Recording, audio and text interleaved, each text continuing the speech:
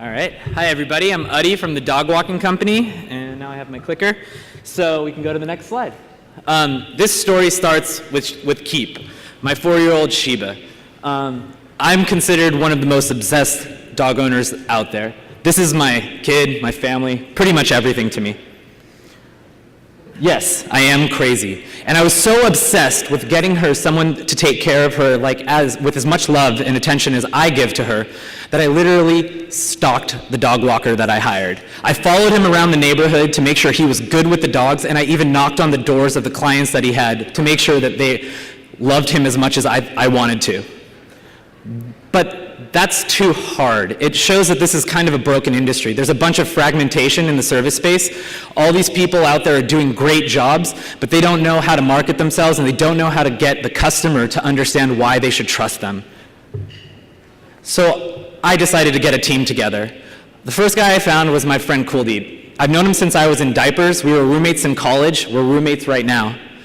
The next guy that joined up was Mike. He loved what we were working on. We all left our jobs full-time to pursue this.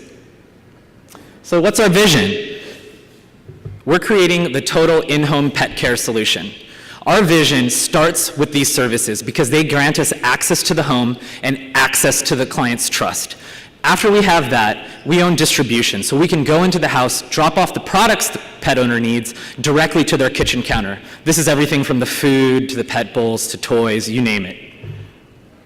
This is a big industry. The services alone, $1.3 billion going on right now in America in just dog walking, but $10 billion are being spent on total services. $20 billion spent last year on food, and $12 billion spent on other pet products like the toys and stuff like that.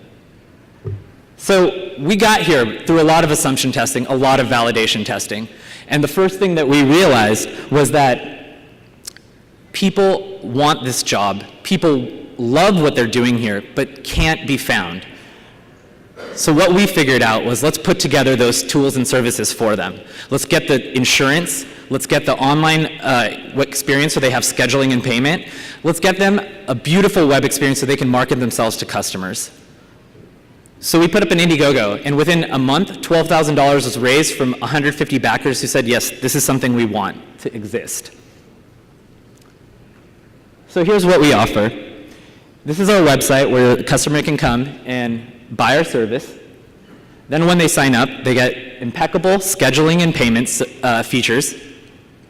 And the last thing they get is an awesome online profile to show off their business.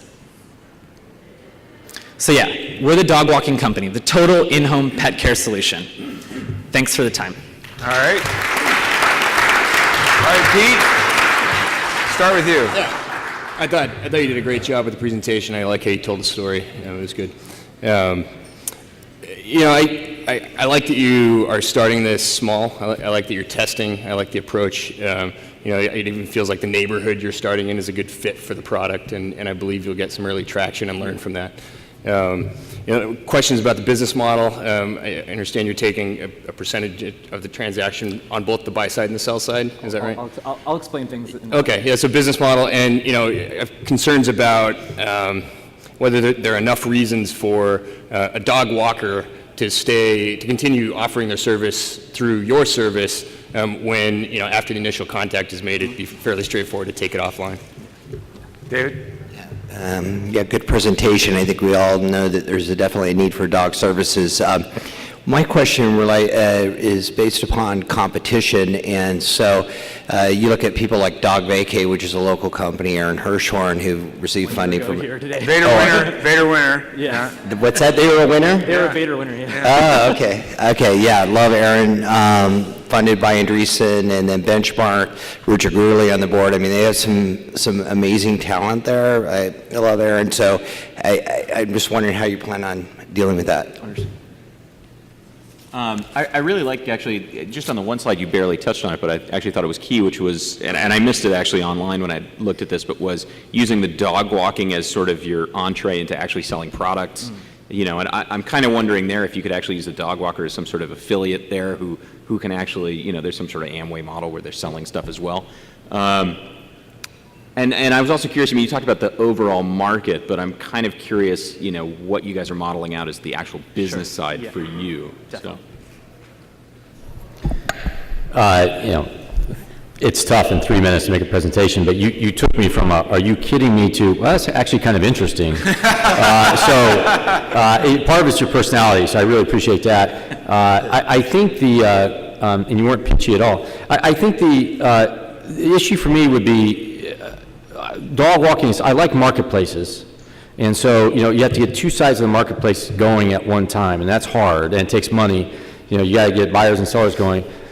You can figure that out. I like the fact that there's actually ancillary services that can be sold into it. That can also be the reason why they keep going through you, and the insurance or whatever. I think dog vacay, maybe the insurance part of it is important. That part of it's interesting. So I think drilling down on that is where you're going to get questions from venture capitalists if you're raising money. All right. And likewise, I think, speaking to those ancillary services, just the ability to vet the quality of people to be able to do in-home deliveries and that level. Yeah. To some extent, you're talking about like Stella services right now. Like, these are individual service providers. We can rate them and we can know stuff about them. That's very tangible data. A couple of you guys touched on points around the business model, so I'm going to attack that first. Right now, we realize the same things you guys are saying. Getting cut out is very difficult. We launched the marketplace. We grew to $3,000 a month in transactions flowing, but the customer service and actually looking at how to scale that was going to kill us. We had a meeting with YC, and PG said, I can't invest in you guys because I don't know how you're going to scale fast enough. And that taught us right there that we needed to figure out how to scale faster. So we switched to a subscription model. These servicers are our reach.